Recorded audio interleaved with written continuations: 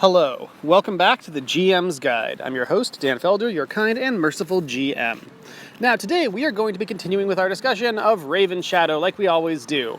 And we are going to knock out a bunch of key NPCs. So if you're interested in character creation, this is the episode for you, and it is incredibly important if you want to be a dungeon master, or a game master, or whatever kind of master you want to be. Great characters are what bring a campaign to life. It's incredibly important, and what I'm going to be talking about for the purposes of this episode applies broadly to character creation rules in all of fiction. So if you're a writer, if you're interested in doing anything even remotely related, this is going to be useful for you. And so today I'm going to do something that I found very helpful for me when I was learning from other people. I'm going to just show you how I build characters step by step, at its most basic level, and just knock out a bunch of different characters that are built for different roles. So where do you start? Well, you start by listening to my third episode of this podcast. I talk about creating memorable NPCs or creating interesting NPCs. I forget what the exact title is, but it's episode 3, and I lay down the groundwork for what we do and why we do it. Today is an example of using that insight, using those techniques to build a bunch of different characters and show you how I did it for Ravenshadow. Now, the most important thing before you start applying that framework, though, so go back and listen to it. I'll remind you what it is, but I'm not going to go through the whole hour of justifying it all again. So, required listening for this podcast. Listen to episode 3. Now, moving on. Once you know how to create a good, memorable NPC from that episode 3 foundation that I lay out, the question is, what is this character supposed to make the players feel? Your players, the protagonists of your story. You need to make sure that you know why this character is being introduced so that you can pick character traits and actions that make sense for what goal you are trying to achieve. So, for example, are you trying to make the players scared? Versus, are you trying to make a character that players will want to help? Are you trying to make a character that players will want to impress? Are you trying to make a character that players will want to marry? Are you trying to make a character that players will simply want to talk to and find things out so that she can drop a hint about some incredibly important exposition? Are you trying to make a character that players will be intrigued by and that could set up a whole thing by itself? What you're trying to do is very crucial to the design of your characters.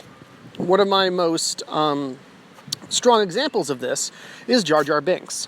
Jar Jar Binks is a terrible character for his intended role. He annoyed the audience for the most part. Jar Jar Binks is supposed to be an endearing goofball, but he is not a Homer Simpson character. We do not like Jar Jar Binks. We do not find him somebody that we like and sympathize with, and so we are very annoyed that he constantly stays with the group. And while he annoys the group at first, they never seem to want to get rid of him or be overly more than miffed at his actions, even when he puts them in danger. He does not serve the role the creators wanted him to. Now, I actually did an experiment about figuring out, could I use Jar Jar Binks' character in a positive role? I created an almost exact copy of the character, minus the really annoying fake language, but the same completely inane actions, the same accidental sabotage already involved, etc., and I placed him in an antagonistic role. In this campaign, well, this adventure really, he wasn't featured in the entire campaign. He was the chief diplomat that had gotten the job because of familial connections. And he was a diplomat to some unimportant territory. But because of events in the campaign, that diplomatic position had suddenly become incredibly important. And the players were tasked with babysitting him. They had to protect him, and the king said, you need to do his job for him. He will accidentally mess everything up. You need to make sure that this guy isn't going to sabotage everything. So, basically, the character was annoying, he was arrogant, he was unlikable, but he was well-intentioned. He wanted to be a good diplomat, but he kept accidentally sabotaging everything in the most buffoon, absurd, silly way possible. He was just terrible at his job, but he was basically Jar Jar Binks. However, because the players were supposed to be annoyed by him and find him as the main obstacle to their quest, rather than an annoying side character that served as not comic relief, but side annoyance, and because the role of this character was different, he was enormously valuable to the campaign, and I ended up bringing him back several times. He was an antagonist that players could not stab. They had to figure out how to micromanage his problems and role-playing challenges. This was incredibly valuable. This character proved very successful in this formula. I would actually bring him back several times in future adventures, and he was a very interesting and unique style of challenge for the players to deal with, and a very fun one. And people would actually laugh at his absurdity even while it was messing with them, because the character was in the correct role. So, the most important thing is establish the role. We'll be talking a lot about what we're trying to accomplish with these characters as we go through the character design. So, let us dive into actually building the core characters. The first role I need to fill is the leader of the Sacred Empire for the purposes of the campaign. Who is going to be running the Sacred Empire's forces that our players are dealing with? Not the overall leader of the entire Sacred Empire, just the forces that our players are dealing with on the island. Who's going to be running that operation? Who is the leader of this group that has stolen two of our player characters' key family members, which is their impetus to even start their quest? And we have got a third as well, because one of them is a double agent currently working for the Sacred Empire, and his arc is going to be about betraying them because of his disillusionment plot, when he realizes they're actually not nice people at all. That in reality, their gods focus on the greater good. His utilitarianism is taken to such extremes that it results in a huge amount of actual horrifyingly evil practices done in the name of the greater good. So these guys are a really big deal, and they're also an important force because they're very different in how they function from the chaotic darkness of the rest of the island. And we've got a lot of different flavors of antagonism, which is very important because, again, like an orchestra, you want to create different experiences, different notes. They will work together in different ways if you have different sounds from different instruments from different characters. So, the style of the Sacred Empire is very military. They are, I haven't talked about this before, I believe, but they are worshippers of Lord Piter, or Peter, depending on how players feel like pronouncing it today. But basically, they are worshippers of him, and he is the god of conquest and order. Well, technically it's order first, conquest second. But in reality, it's kind of flipped. So the way that these guys work is they are highly tactical. They are very efficient, they're very rational, they're utilitarians taken to the extreme. They will gladly burn a village now, or 100 villages now, if they believe that somehow doing that would cause a really great technology that will save lots of lives to happen in 99 years instead of 100 years. Because, hey, if it will save 1,000 lives or improve maybe just even standards of living for all time going forward 1 year earlier, well, that adds up, right? Of course we're going to murder your children for that. That's what these guys are like. And they are very, very, very firmly against darkness and evil. They work like an inquisition in that they are very willing to do horrible things in the name of the good. But they're also extremely rational, effective, and they're not blinded by faith. They are misled by faith, but fundamentally the Sacred Empire is all about rational, sensible actions just taken so far that they become hideous when you have anything close to a mortal view of what a good idea is. One thing that I like to say about these guys is that when you look at the greater good from the perspective of a god, what you're willing to sacrifice in the short term to be for the greater good is a horrifying, horrifying thing.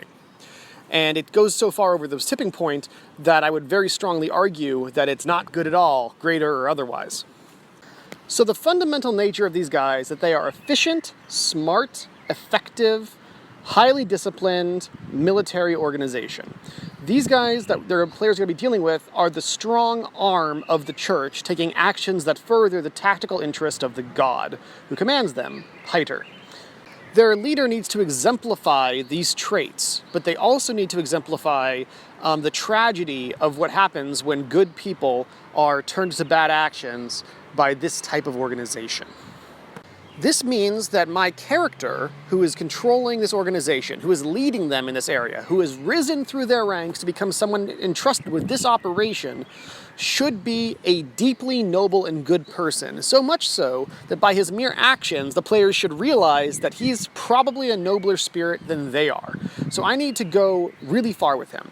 I decided that this character is actually going to be the most noble person on the entire island, the most inherently good, compassionate person on the entire island. with the possible exception, maybe, of the spirit of the ancient paladin Sir Brecton, who is still trapped at the base of the Jester's castle. So, why do this? Well, because I need to show that this organization turns good people and puts them into a situation where they are turned to evil ends. That for the best of intentioned people, they are perverted by this organization and trapped by its teachings and convinced that doing the wrong thing is the right thing. Also, this creates a very interesting character that the players potentially exploit tactically. So if you have a character that can be turned to your side, especially if you were scared of him to begin with, like the Darth Vader effect, that's a really satisfying option. Because suddenly, if a character can't be compromised with, if you know you can't ever reason with a character, then it becomes very simple. It becomes all about how do I destroy them. And that's totally fine. But the players in this setting are massive underdogs. They're going to need to be looking for ways that they can potentially gain an advantage, turn enemies against each other, and so on.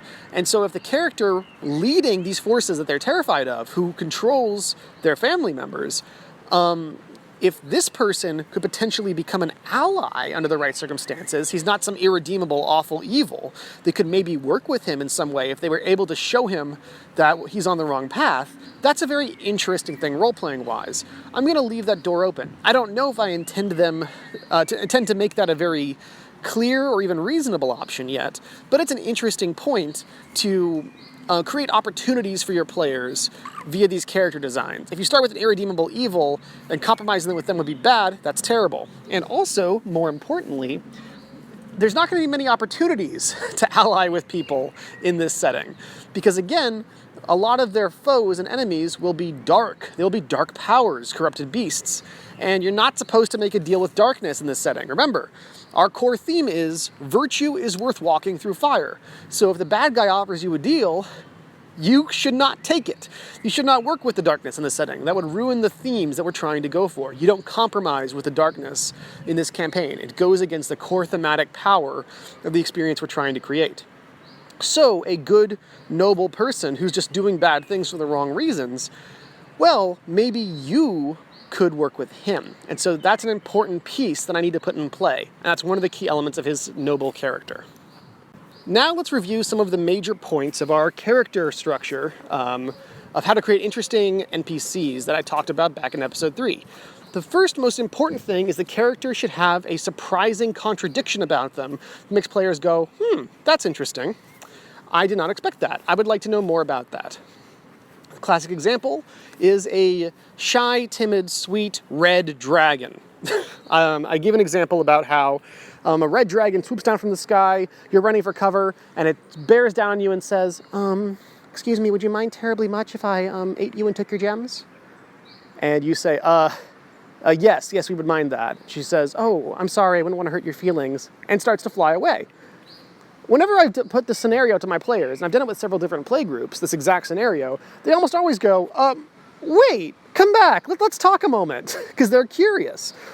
Things that break our expectations cause surprise. Our brains want to be able to accurately predict the world, because that's how it keeps us alive. So when things surprise us, we want to know more about them. Surprise creates interest.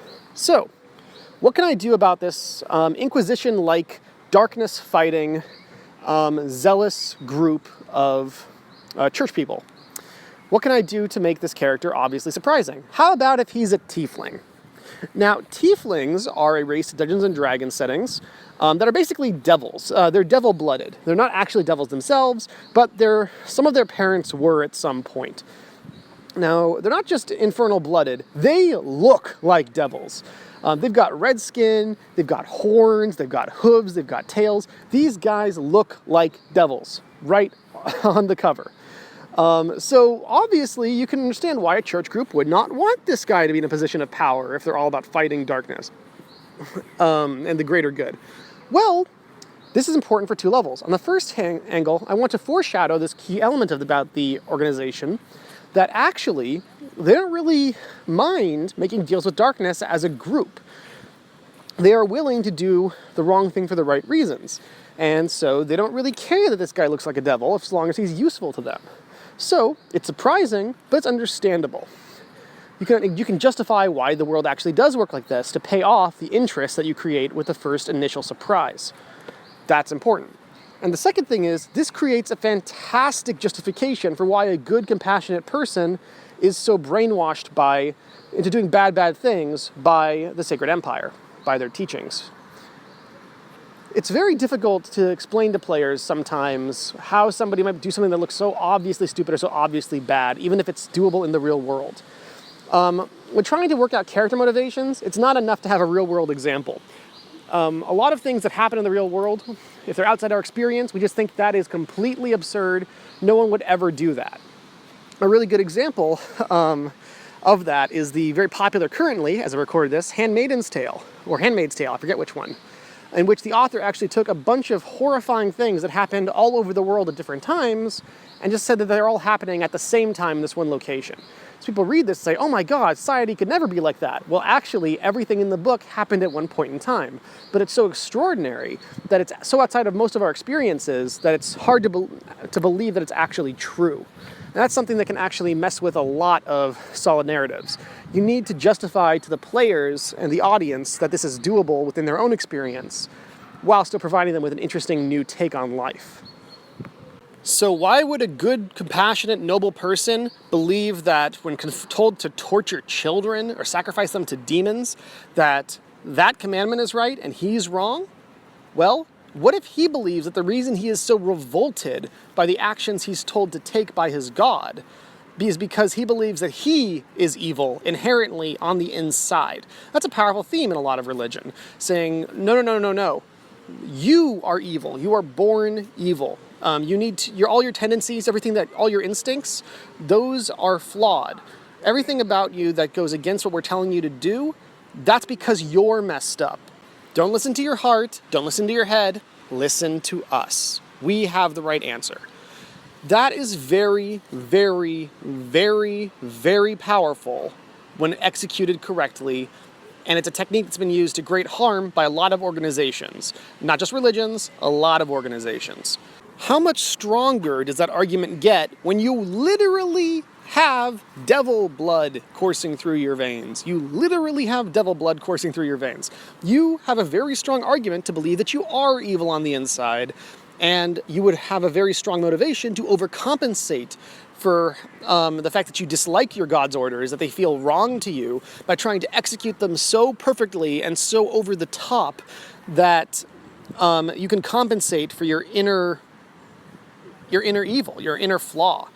So the fact that this character is so revolted by having to do such horrible things makes him do them all the more, makes him work all the harder to execute his God's will. The fact that his God's word and will repulse him is what makes him work harder to do them anyway. And so it makes him such an exemplary follower of this God.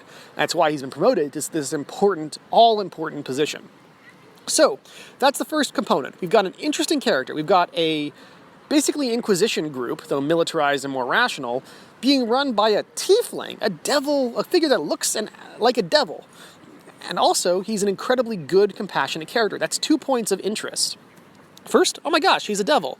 And he's a really, really nice devil. This group that we hate is he's the nicest person on the entire island on his inside. He hates what he has to do. But the fact that he hates it is what makes him do him all the more. Once I made this revelation, I wrote down this quote for him to say, to explain. At some point I planned he would say this speech to somebody to explain what he was all about. And this is something that I do as I go through my campaign. I come up with little speeches for characters when I feel like they're explaining who they are, little monologues and lines, sometimes catchphrases, sometimes just moments that will show this character who they are or some cool thing that they could do.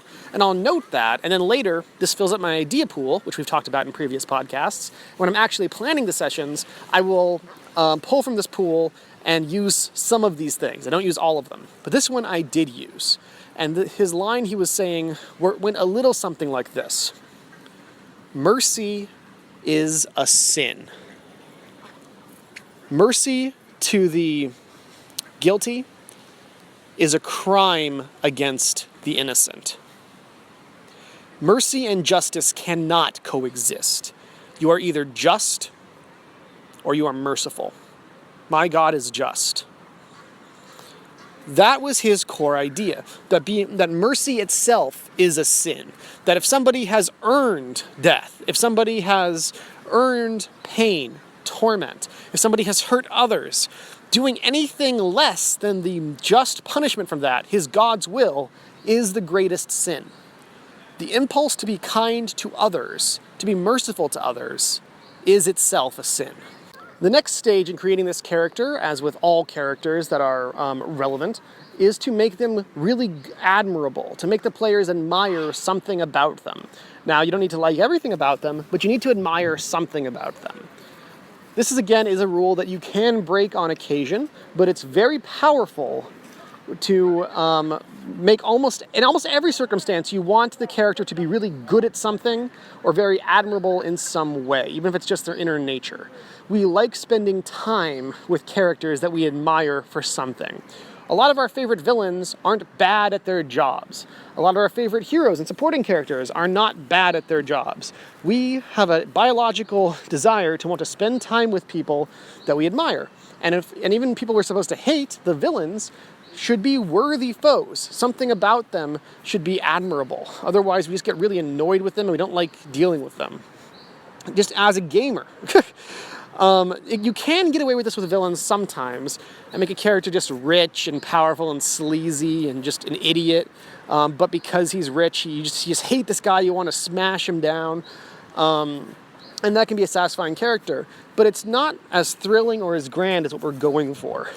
So yes, there are exceptions, but for the most part, you want to make characters admirable. And I talk about this extensively back in episode 3. So I'm going to assume you've already heard that. I'm just going to assume that you agree with me, or at least know where I'm coming from, and move on to how we're going to make this character admirable. Well, we've already made him compassionate, but because he's let himself be brainwashed, which is something that people tend to have very little sympathy with. He's not a character that we admire inherently. He's doing the wrong thing. So first, let's make him really good at his job, which makes sense because he is the guy who is in charge of this all-important military operation to go to this haunted island, get this powerful artifact, and bring it back to his church. So first, I want to make it very clear to players that this guy is awesome at his job. How do I do that? I will make him a titled character. He's not just General what's-his-name, one of the most impressive generals of the regime. No, he is a specific character. He holds a specific office, something that is unique to him, that nobody else holds, and that he's a member of this important inner circle of the Church, of the Sacred Empire. So I decided to call him the Shield of Piter. So he's not just an important general or an important paladin. He is specifically a direct office. He is known as the Shield of Piter. And that made me think, okay, well, what other things of Piter are there? Well, maybe there's the Blade of Piter. Maybe there's the Crown of Piter. This proves to be an extremely effective way of making characters feel unique and making them feel important, that they've been awarded this ultimate office. In their chosen field, they are the best guy the Sacred Empire has.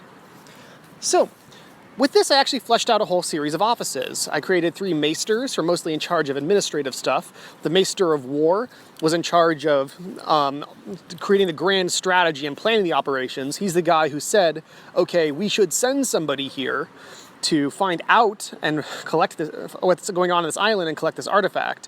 He's the one who commanded this character here. And then there's another maester who runs basically the proselytizing of the church to make sure that all the stories go out there. She's called the Maester of Songs, etc. So I created 3 core offices that run the different elements of the Sacred Empire. And I created 2 main specific offices of actually getting the job done. The Blade of Piter and the Shield of Piter. Now, both these guys are battlefield commanders. They have authority to basically grab any member of the Sacred Empire and instantly say, you're doing what I say now. Now, they are mostly responding directly to what the Maester of War tells them to do.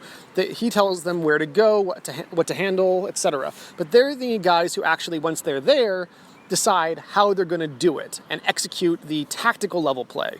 So the Maester of War is about grand global strategy. He moves the pieces around. But once they're at the battlefield, the Blade of Piter and the Shield of Piter, whichever one is there, actually gets the job done. Now, the Shield, as his name implies, should naturally be somebody who is more defensive. He goes and protects something. And the Blade is someone who is more aggressive. So why not send the Blade for a snatch and grab operation like this? Well, I decided that I would make the Blade of Piter terrifying. Why? Because I want the Shield of Piter to look like the good cop compared to the bad cop. So I create a character called Mayra, who is our Blade of Piter. And she's not going to show up in the campaign, but I will use her later to scare players a lot. So the Blade of Piter actually does more what you would expect the Inquisition to do. She goes out, and she's the type of person who will burn down a forest to get rid of one diseased tree and make sure that the rot never returns to this area. She is a brutal, terrifying assassin who rains death on Piter's enemies. If you see her show up, you should be horrified of her. She also has no concept of mercy, and it's hinted she really enjoys her job. She's the bad cop. Now, all the Sacred Empire are bad cops from the rest of the world's perspective, but that's the character who I decided I would put the most emphasis on when my players were reading about these characters in the setting guide. Remember, one thing I do is I create a little bit of information about all the major important characters that the players are likely to encounter that they would already know about before the session begins. Now, I don't do this if they haven't met the characters yet, but if they live in this world, they could easily have heard of the Blade and the Shield. And I wrote entries for both of them. Now, again, I was not going to have Mayra appear in this campaign, but her presence, or rather her reputation, would be used to terrify the players. In this setting entry, I wrote a lot about how Mayra acts, but I didn't actually write under the Shield's entry how he acts. I mostly talked about his past deeds, so that they would be able to assume, okay, well, he's probably bad too, but he sounds pretty awesome at his job. He sounds like a really badass character, but in reality, he's probably an awful person too. So when they met him, it would be surprising. Again, and that would create more interest. So what did I write for him? Well, I created a backstory showing that he was basically the best, most compassionate person in terms of what he was willing to do. All through actions, not through saying that he's super nice and he's super good, he's super compassionate. I just described actions that would fit that. I described mainly a scenario that as a kid, he brilliantly managed to save his entire village. People were sick, their garrison was caught out on the plains and tricked out by these goblins and was murdered. And then they came for the rest of the town. And as a 14-year-old kid, he saw what was happening. He got everybody to safety, and he maneuvered them through a narrow pass that he stood guard over and managed to actually hold his ground for like several days. Being completely sleepless. He was nearly killed, nearly died many, many times in the process. And then when the reinforcements showed up, they thought he was dead, but he managed to cling on to life long enough to be healed. And that's what brought him to the attention of the church, and that's what brought him into the order. They said, holy crap, this guy's amazing. That's a person we want working for us. And from then on, he was indoctrinated into the church. So that's a very powerful figure. And also, I didn't really say anything else about him in his entry, just that's his backstory. So since then, he's been effective, he hasn't made any major waves, he's just been very impressive, he's fought a lot of useful battles, etc. The main focus was on Mayra, almost nothing about her backstory, mostly focusing on her active role in the campaign. How you present characters is also incredibly important. Whenever you're planning to show a character off to the players, you need to figure out how to present them. And though I've talked about this character's presentation before, I will talk about it again very briefly right now. First, just for reference, I ended up naming the character Sir Francis. Why? Well, because in R.A. Salvatore book, Brother Francis was a character that I remembered, and he was a character that was on the wrong side of things, ultimately turned onto the right side of things. And it just felt like a name that was not going to feel very Russian. It wasn't going to feel very Yiddish, nothing that was really tied to the local area. I wanted him to feel like he wasn't from Ravenshadow. So, Sir Francis it became.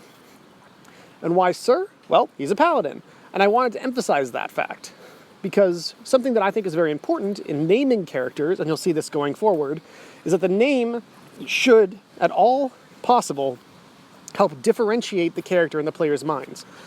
Players are going to be hearing a lot of names over your campaign. What will make them stand out from each other? Usually I go with something that is a visual, usually a color combined with a shape.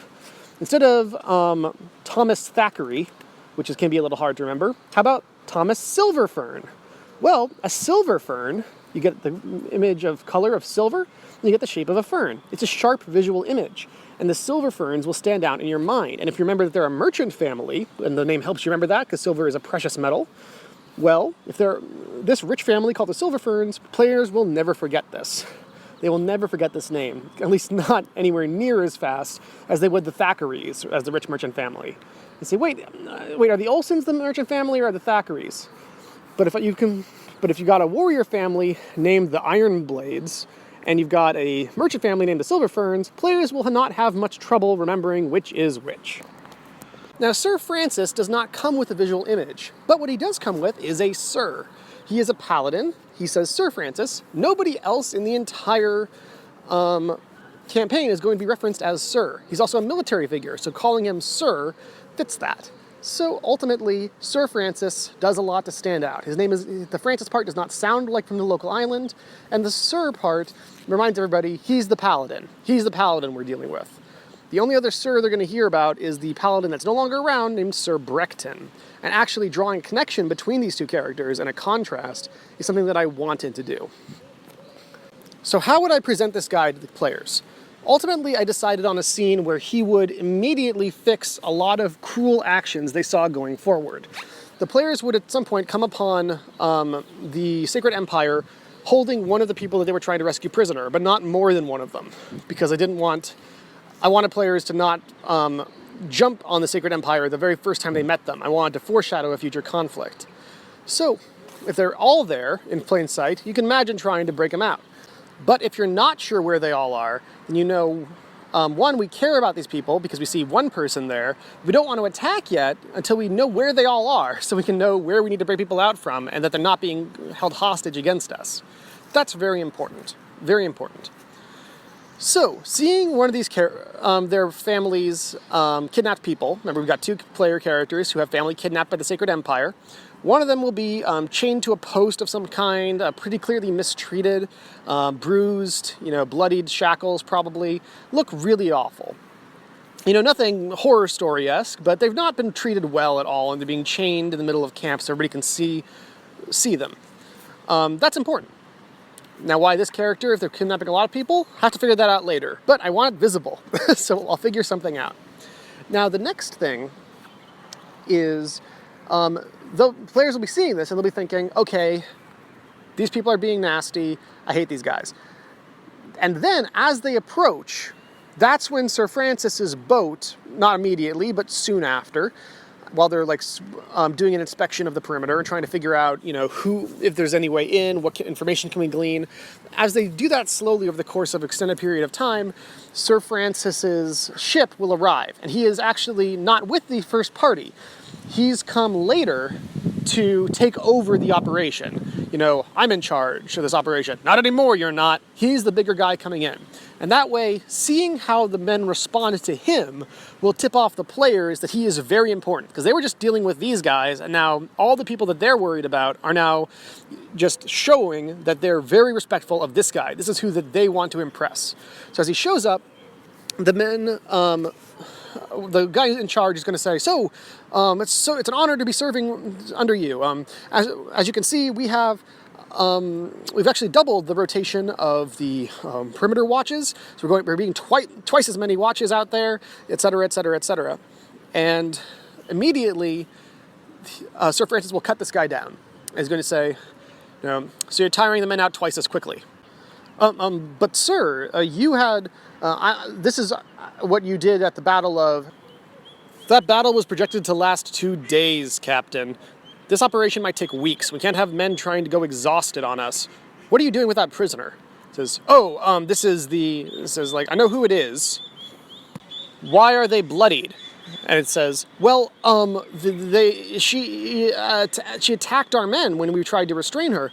And it says, I see. So because you are too incompetent to properly restrain a prisoner safely, you punish them for it. Dismissed, guardsman. Actually, it's a captain, sir. No, it isn't, guardsman. Dismissed. So this section I was going to rehearse better. I was just doing it off of pure memory for this podcast. But the core of the idea is very strong.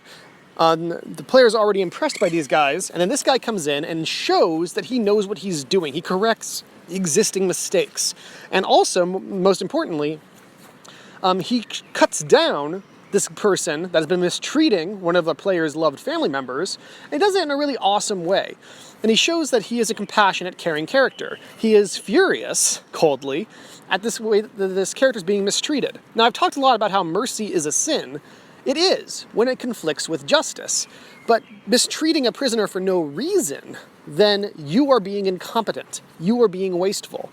That is wrong. This is actually how I wish Kylo Ren in The Force Awakens had been portrayed. As a character who is working for the dark side, but seems to have compassion within him. And so when the ultimate treachery happens, you realize, holy crap, this guy actually is too far gone to work with. But that's an aside. So this is how I built the character, this is how I plan to present the character. And again, I mentioned at the very start of this whole series, I wanted every major character to be somebody who could feasibly support their own novel. This character could definitely support his own novel. He is competent, he has a lot of room for growth and change, he is an interesting character, he has a lot of interesting contradictions. This is a character that fills all my criteria and will serve my role very well. In fact, I actually brought him into a future campaign because he was such a popular character with my players. The moment I did this, even though they hate the Sacred Empire and they expected to hate this guy, everybody said like, oh god, this guy's awesome. And that was important because it built him up as a potential ally and it built him up as an impressive enemy. The next character I want to talk about is Amara. Now, Amara is the mother of Ishida, Carson's character. If you don't remember, he's the naive young elf who's going to be going out into the world on a maturation plot. I talked about him first when I was talking about all the different characters and how they fit together. Now, he is trying to rescue his mother and her wolf, Shizen. Now, remember, his people are a group of elves that bonds with their wolves, and for some reason, his mother was exiled from that community, and they've been hiding out, and then one day, the Sacred Empire came and took her away, and she's apparently a really good fighter. Well, I thought about this. Why would the Empire take her? It'd be nice if they took the two captives for different reasons. And so I thought, okay, one will be to sacrifice. Crystal, Nathan's daughter, will be a character that they believe is evil and that they want to sacrifice. Or maybe use her dark magic to help them in some way. However, Amara will be used for a different reason, because players will originally assume they're taken for the same reason, so add some nuance, let's reveal they're taken for different reasons. Now, what will Amara be? She will be the Blade of Piter. While Mayra is the current Blade of Piter, she had a predecessor, Amara. Amara was known as the Nighthawk, and was a terrifyingly effective executioner of Piter's will, a brilliant, legendary warrior who was dangerous as heck. This gives her a huge legacy, which is great, because one of the major things is we want her to be somebody who dies to protect our guy, Ishida. Now, Ishida knows she's a good warrior and that he doesn't measure up to her yet, but he has no idea the extent of her reputation. And so he left her really blank. She wanted to give me a cool character to do something cool with and to make awesome. And I'm going to do that with her. Now, of course, the people who run the Sacred Empire would want her back. She knows a lot of their secrets. She's a highly effective agent. And they would want her specifically for this mission. She specialized in retrieval, so they will want her to get the scepter, or perhaps the key that they need to get into the Jester's castle to get the scepter. They wouldn't trust her with that type of power, of course, which is why they also have kidnapped her wolf, Shizen, who is her dearest companion. And of course they're saying, though they don't actually have him under their control, they're threatening her that they will go find her son, or maybe even they say, you know, we do have your son, and she doesn't know whether to believe them or not. And so they're holding them ransom against her, doing what they want. And that's why they found her, that's why she was originally in hiding with her son, and that's why they want her. It gives her a great heroic legacy, again, for Ishida to live up to. She will be a legendary, powerful, capable warrior, and when she dies, he'll feel like he can't possibly step into her shoes. But he will have to, and he will succeed if the player plays correctly, carefully, and chooses to. And I know that Ishida and Carson will do great in that role when given an opportunity. This allows me to present something pretty cool. Now, I need to actually, of course, foreshadow that Amara is the Blade. Now, Ishida might know this, and Carson, who created Ishida's character, knows that his mother's supposed to be awesome, but I need to establish that in the campaign. And I also can now use Meira's reputation, like I mentioned, in order to scare the players. The players will at some point overhear the fact that some of the Sacred Empire's soldiers are talking about the blade being on the island, and they're being afraid of the blade who's on the island, and she's off doing something. So the blade's here, and now the shield's coming as well. So the players thought they might need to deal with maybe one of these characters. Oh my god, they gotta deal with two? Meira's here? This is not gonna go well. The blade's terrifying. We do not want her killing us. And on the other hand, they're gonna realize actually that it's, at some point they're gonna realize, maybe when they just go and confront her for the first time, maybe intending to kill her, maybe intending to steal something from her, maybe they believe the blade has turned a traitor against the Sacred Empire, and they need to maybe try to side with her, and they realize upon confronting her that it's not Meira, it's Amara, it's Ishida's mother. And that would be a great surprise moment, a great reversal of expectations. At some point I need to talk about how to do really good surprises, really good revelations. And one of the major things is you give the players all the pieces they need to solve the puzzle, but you make them put them together in the wrong order. And then you basically turn the whole thing sideways and go, oh, that's what it is. And they see it for the first time and it fits together in a new way. And so they think, okay, it's the blade. We know who the blade is. It's Meira. And it can't be Amara. Amara doesn't, because this is an open question. We're not saying, oh, there's someone in this castle. We don't know who that, we're not going to tell you who that is. They'll think, oh, maybe it's Amara. She's good at fighting. We say, no, it's Meira. It's the blade. And so that makes people think, okay, it's her. And when you get there, oh my God, it's Amara. Oh my God, this makes so much sense. That's a really powerful moment. Now, one of the dangers of making a highly effective combatant be an ally of the players, which Amara surely would be, is that she will overshadow the players, which is something I need to really make sure doesn't happen. Now, I'm already intending her to sacrifice herself heroically for her son, and in the process create hallowed ground. So that's going to be a great moment. We've heard all these buildups about hallowed ground, ancient heroes, and then you see it happen in front of your eyes, which will just only signify what a noble character she was and what her loss really is, because only noble heroes sacrificing themselves valiantly create hallowed ground. So that's going to be a very powerful moment. So she's not going to live very long. That's a benefit. But the other thing about it is I want to make sure that when players acquire her, that they save her. So that, and they are the reason that she is alive. They are the reason that she is free. So that every time thereafter she helps them, for however long that is, they feel like, okay, we're the reason she's here. We earned her help. Anything she does to help us, that's partly credit to us, because she's, in some way, we're responsible for her being here. So even if she does awesome stuff that we can't do, we feel like we earned that. It's not just a character swooping in and now overshadowing the player characters. They're here because of the player's efforts. That's a very useful technique when dealing with really powerful NPCs. Try to find some way that the players can either direct their actions or be responsible for their actions or be superior to them in some other way. I've previously used characters that are dumb as a box of rocks but are legendary warriors, and they basically let the players tell them what to do. So the players organize the defense of a town or something, and they tell him where to go, and they control him in combat. And that way, they get to enjoy playing with this really powerful toy, but still feel like it is they who is accomplishing the goal. That they do not feel overshadowed by this character. They feel excited by this character. The final character I want to talk about is someone that is serving a very different role. Now, by the way, I'm going to talk about more later, of course. We've got more characters to go in building this campaign. But the final one for today is serving a very unusual role. It's not when I first was trying to build him. I wanted a character that would help elevate the setting in terms of literature. Now, one of my goals for this campaign was to make a campaign that players would have been proud to have been a part of.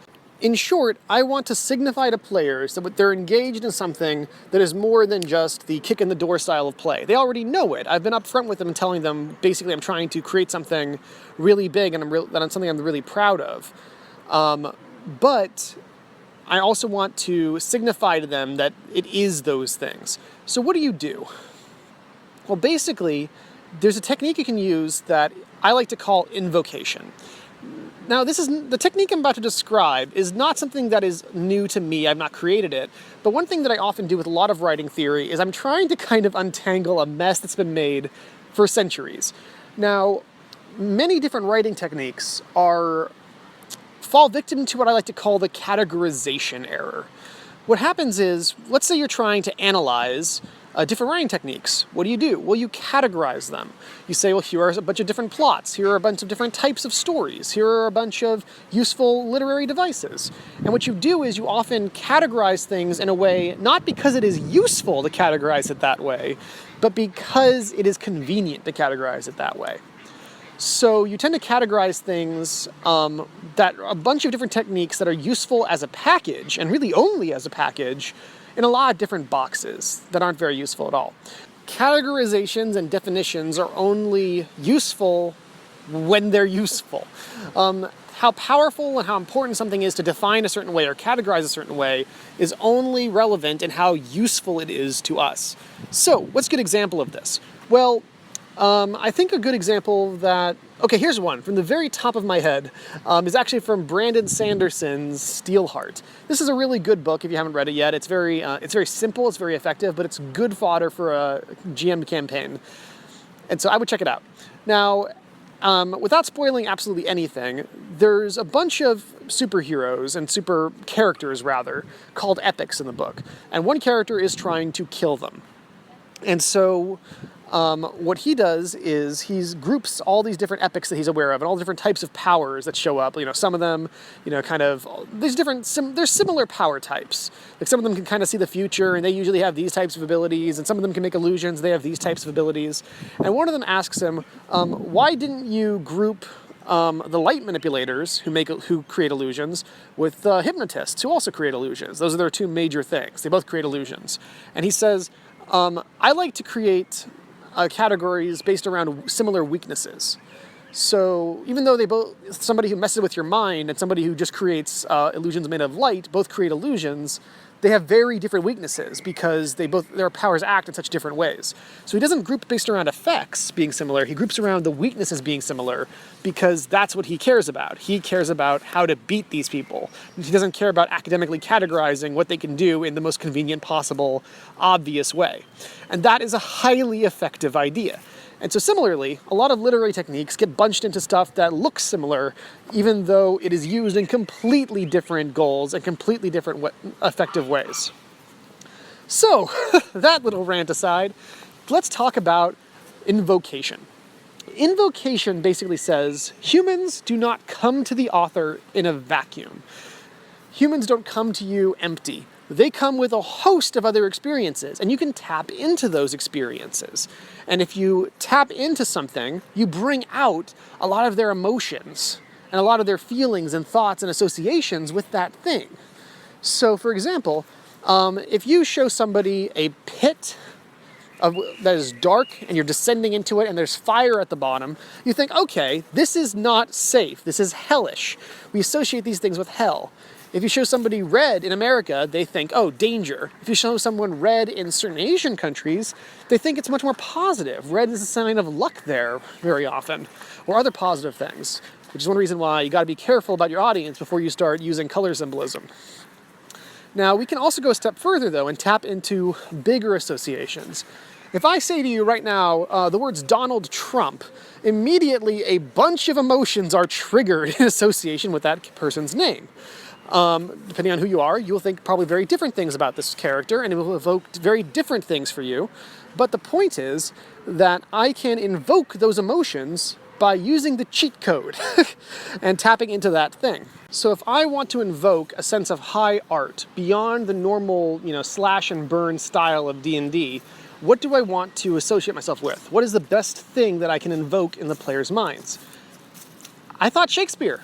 I just watched Slings and Arrows, remember, and so I am on a buzz from just the glory and dignity and beauty and nobility of Shakespearean drama. And so I wanted to create feelings like that for my players. How better to do it than to partly tap into, to invoke their existing associations with Shakespeare. Now, even people who think that Shakespeare is boring or they hate it tend to, when you mention Shakespeare to them, immediately it invokes a sense of high art. Epic characters, grand dramas and tragedies. These are feelings I wanted to tap into. So I wanted a bard of my own.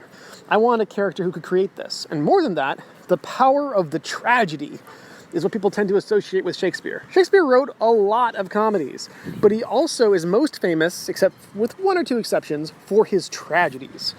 Romeo and Juliet, Hamlet, Macbeth.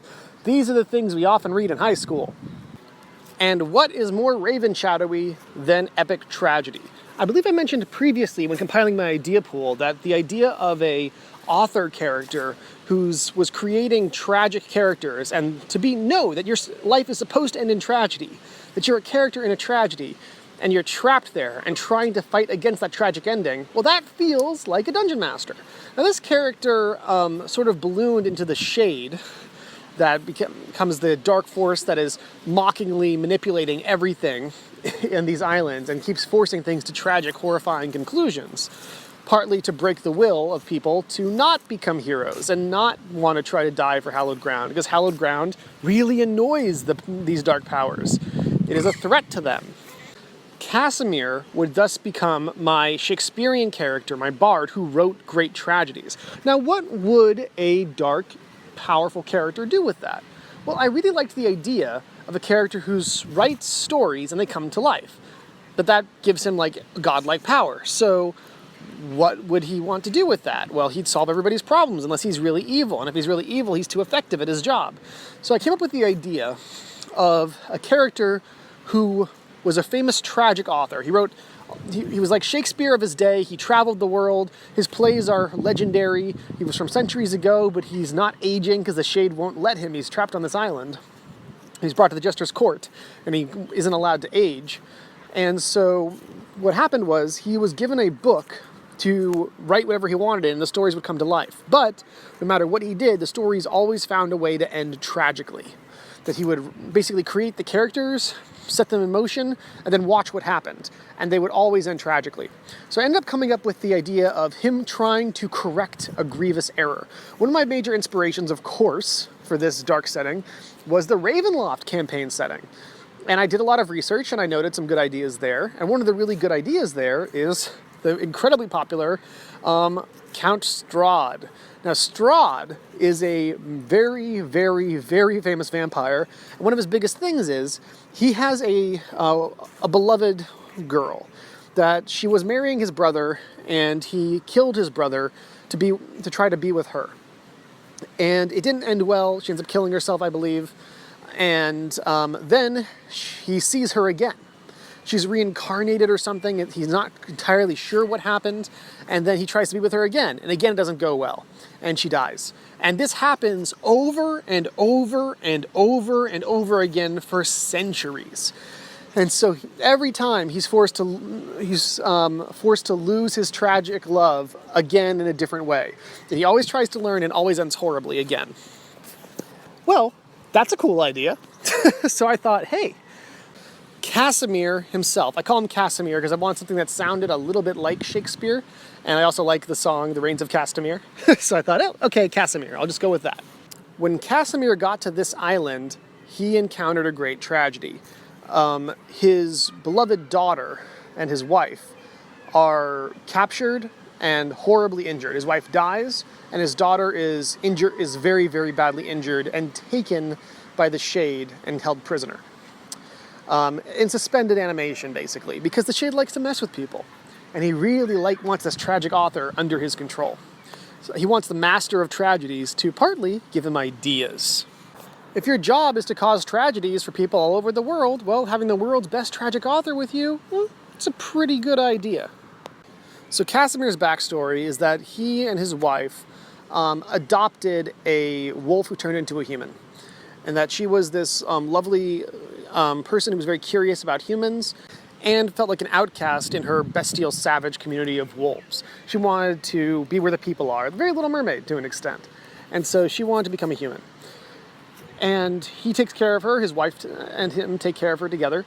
And ultimately, while traveling with him, she falls in love with a boy in one of the villages. Now, the local high priest notices her when she starts settling down there and decides that she's a monster. He realizes what she is, and the people do not like wolves, as I've mentioned before, and decides that he needs to kill her.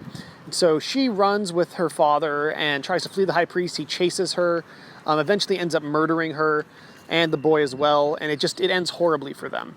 Now, the Shade comes to Casimir at that point and says, I will give you a book that you can use your skills to rewrite the story of your adopted daughter's tragic death. And so Casimir tries. He recreates the characters, he sets the story in motion, and it ends in tragedy, horribly. And he does it again, and again, and again. And he keeps coming back to it over and over again. And so finally, even though he knows it will not work, but he cannot stop himself from coming back over and over again in this horrible tragedy, the same way that Strahd can't keep himself from trying again and again for his happiness, and hoping that maybe this time he's figured out a way to make it work. Maybe this time the circumstances will be different. Maybe this time he'll find a loophole, or just, what does he have to lose? And the answer is heartbreak every time. But worse, because while Strahd is inherently selfish in his love of this girl, we have Casimir, who is inherently just trying to give his daughter a happy ending. This is very crushing. So basically what's happening is he's creating a new version of her, a reincarnation of her, every time. And she gets born again. So this is happening throughout the centuries. He's not reversing time. He's not rewriting it, really. He's just writing a new story and hoping that this time he can create a version of his daughter that will be happy and will experience happiness. And ultimately, he decides what he has to do. He realizes that he needs to stop her from ever leaving her forest, because he was the reason. Joining the human world is what put her into conflict with the priests to begin with. She wouldn't be understood. He needs to stop her from leaving her forest. So he writes the story one final time, and he removes a character from the story. Now, at first he tries to remove the high priest, the villain, which he's tried before. But the Shades have made a rule with the book that no, every good story needs a villain. The high priest cannot be removed. But he can remove a different character, he realizes. He can remove the character of the boy she falls in love with, as well as any other character that may hint to her that she could ever find acceptance among humans. Humans don't like wolves. He won't make any character that is adventurous, compassionate enough, that would be someone who'd be willing to break past this stereotype in the first place. And that way, she will always be safe, even though the priest is there. However, then one day, a character comes to the island who is traveling with a wolf companion. And that interests her greatly. So Ishida arrives, he has a wolf companion, and it messes up everything, because now she once more has a reason to leave the forest and is driven to curiosity that maybe she can actually talk to a human. And so our reincarnated daughter is once again thrown into tragedy. And yes, Father Ivan is fictional, which is why he has all these powerful, great abilities, even though he actually has no holy powers. They all come from the darkness of the shadow. So his god that he's listening to in his head is actually directly the Shade, which is actually giving him his power.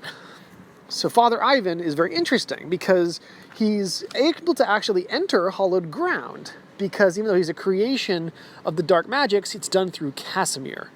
And so it's Casimir's will that is actually forming this character. Now, this is something that is sketchy, to be sure. You could say, wait, it's dark magic, how can it make sense? But I decided that because I'm basically making it Casimir as the ultimate bard, that this is a large part his magic, and the Shade is just allowing him to use it in a different way. Bards in my settings tend to be very more creative, more about creating stories and bringing them to life, more than just singing songs. So it actually does work as an amplification of bardic power, which is a way that our Shade can help cheat the fact that usually his magic can never get into hallowed ground, and which is great for him because now he's got a high priest who's expected to go to hallowed ground, being a jerk and running and doing stuff on the island that fits this horrible character that Casimir originally created.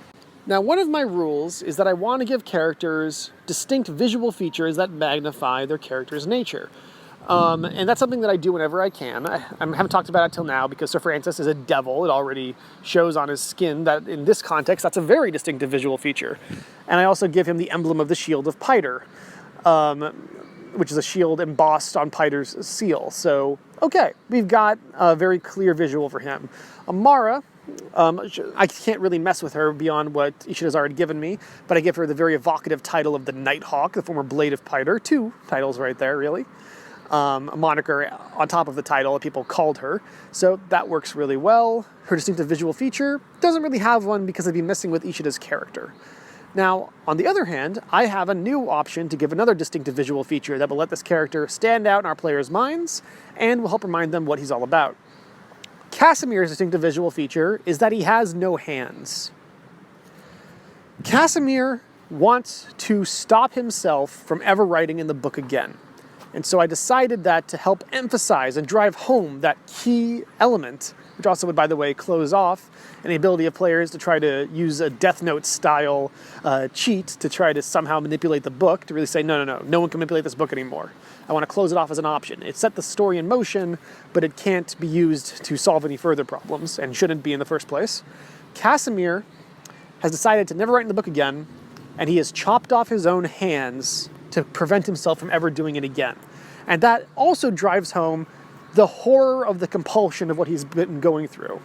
Casimir is a tragic figure. He has been forced to watch his daughter die over and over again, and it's been so hard to stop himself from writing, and he's never succeeded in the past, that what he did was he made this last Hail Mary pass, his last chance at happiness to keep her in the forest and never start her off on anything that could pull her out, no hint of human companionship that would draw her out into the wider world she's fascinated by.